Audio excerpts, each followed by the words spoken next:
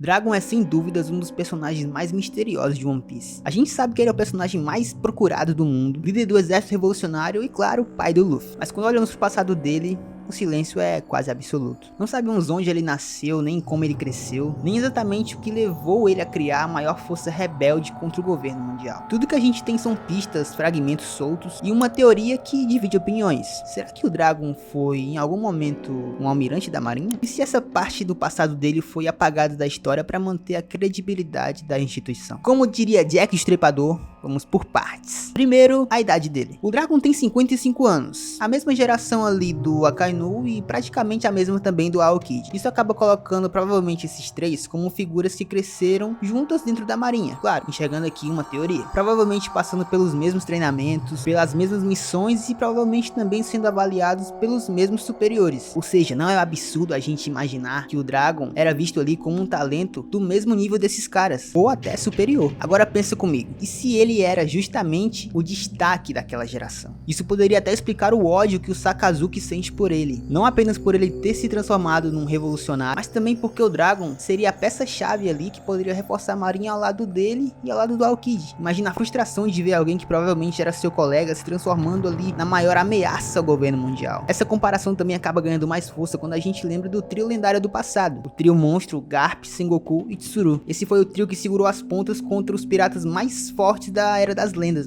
incluindo o próprio Rox the Shebeck. E olhando assim, é natural a gente achar que o governo talvez quisesse repetir essa fórmula, né? Ter ali uma nova geração de 3 marinheiros monstros, tá ligado? Da mesma forma que tinha ali Garp, Sengoku e Tsuru. Seria ali, quem sabe, um Akainu, Aokiji e Dragon. Cara, esse plano era perfeito no papel. Até simplesmente o Dragon abandonar tudo, largar a marinha e se tornar exatamente o oposto do que esperavam dele. O homem que mais ameaça o sistema. Só que acaba entrando nos primeiros pontos contra essa teoria. Em qual idade o Dragon teria conseguido ali esse posto de almirante na marinha? Quando ele começou a se rebelar de fato contra o governo mundial, ele tinha envolvido seus 30 e poucos anos. E até a gente sabe, nunca se teve um almirante em One Piece tão jovem assim. Atualmente em One Piece, os cargos mais altos da marinha são ocupados por pessoas ali com décadas de experiência, tá ligado? Então tem que ralar muito pra chegar ali, meu chapa. Então muitos fãs acabam acreditando que o Dragon não acabou passando ali de vice-almirante, entendeu? Porque ele acabou não tendo esse tempo todo de experiência pra se tornar um almirante de fato. Ou talvez ele estivesse ali cotado pra em breve se tornar um almirante e antes disso ele tenha saído da marinha. E até faz sentido, porque com o cargo de vice-almirante, nessa altura ele já teria ali muitas informações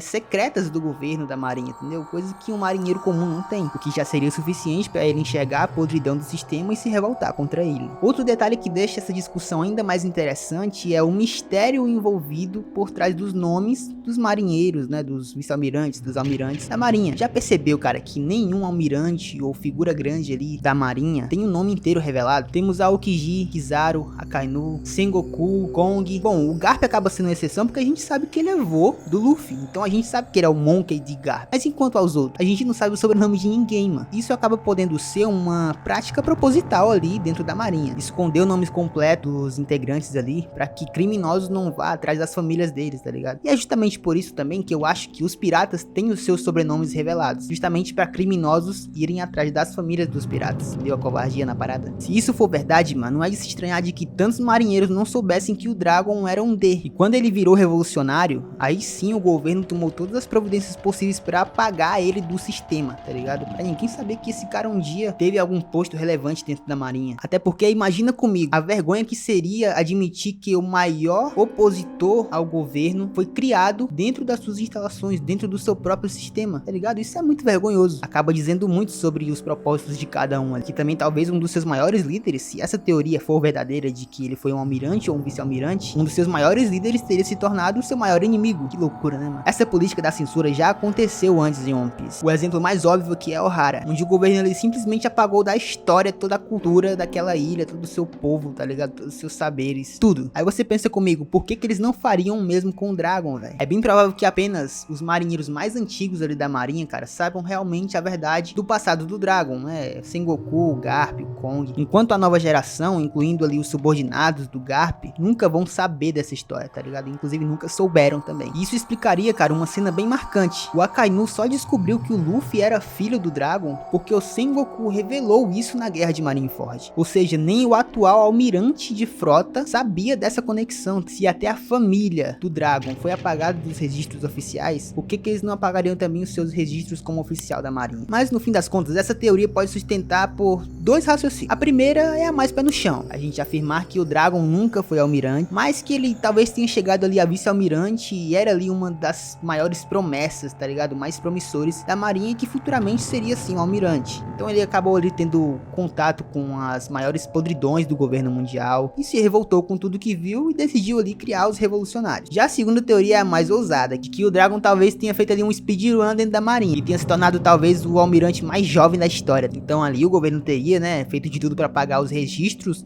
de que o Dragon foi um almirante da Marinha. Então nesse cenário só alguns veteranos ali saberiam da verdade, né, e enquanto os outros achariam que ele era apenas mais um desertor ali que acabou criando algo gigante. De qualquer jeito, o que fica claro é que o Dragon não foi um ninguém na Marinha, entendeu? Eu acredito real que ele teve ali muita importância e deixou um vazio muito grande quando ele desertou do cargo. E a própria aura de mistério que envolve o personagem acaba reforçando essa ideia de que o governo mundial tem algo muito grande a esconder sobre o Dragon. Aí a pergunta que fica é: quando o Oda revelar o mistério sobre o Dragon, será que a gente vai descobrir que o homem mais procurado do mundo já esteve no topo da instituição que ele mais odeia hoje em dia? Agora me diz vocês acham que o Dragon realmente foi um almirante? Ou ele foi um vice-almirante que iria ser um futuro almirante?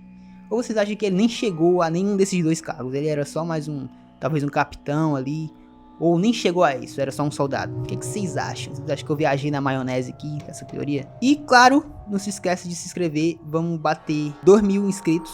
Eu creio que a gente vai bater 2.000 inscritos. Se inscreve, deixa o like, compartilha pra quem gosta de One Piece. Deixa um comentário, claro, vai ajudar bastante. E é isso, guys, tamo junto, é nóis, até o próximo videozinho, é nóis e pearl.